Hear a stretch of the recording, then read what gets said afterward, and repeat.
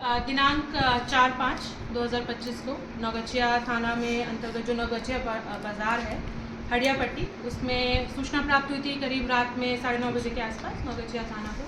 कि एक व्यवसायी को एक नकाबपोश एक अज्ञात अपराधकर्मी के द्वारा गोली मार दी गई है। तो तुरंत ही पुलिस टीम घटनास्थल पर पहुंची थी और जिस व्यक्ति को गोली लगी थी उसको तुरंत ही अनुमंडल अस्पताल ले जाया गया था, जहाँ पे उसे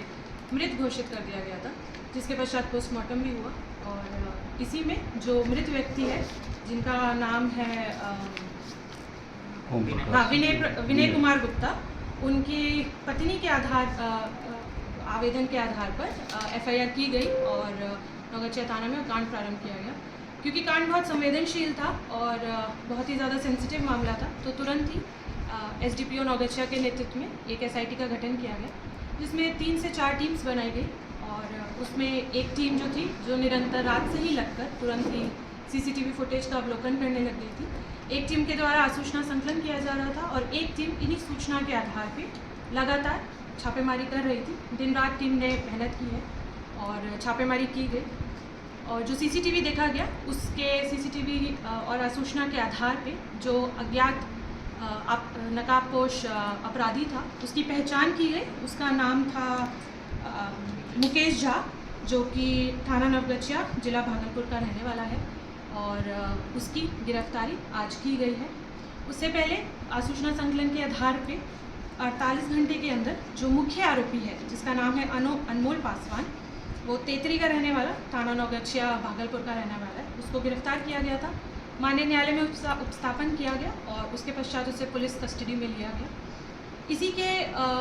बयान पे और इसका जो कन्फेशन था उसके आधार पे जो और सहयोगी था मोहम्मद कबीर आलम, जो कि उजानी थाना नौगछिया का रहने वाला था, उसको भी गिरफ्तार किया गया।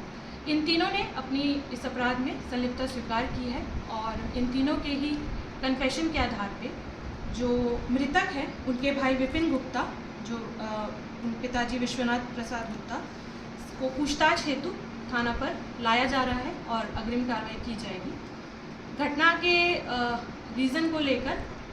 ये जो तीनों अपराधी हैं इन लोग के द्वारा बताया गया है कि दोनों भाइयों में आपस में पारिवारिक इशू चल रहा था, पैसों को लेके उन लोग के बीच में इशू चल रहा था। तो इसी को लेके जो बड़ा भाई है उनके द्वारा 6 लाख रुपए की जो वो सुपारी देकर अपने भाई को उक्त अपराधकर्मियों के द्वारा उनकी हत्या करवाई गई है। आगे की जो अनुसंधान है हम उसे कर रहे हैं और इसमें घटना के बाद कुछ असामाजिक तत्वों के द्वारा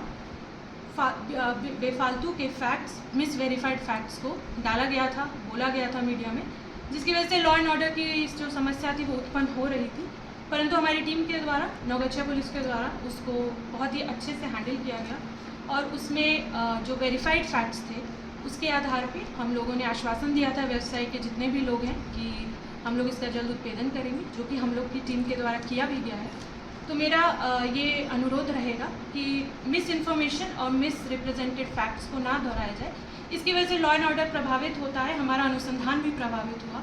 और जिन भी लोगों के द्वारा ये किया गया था उन लोगों को हम लोग लॉ के तहत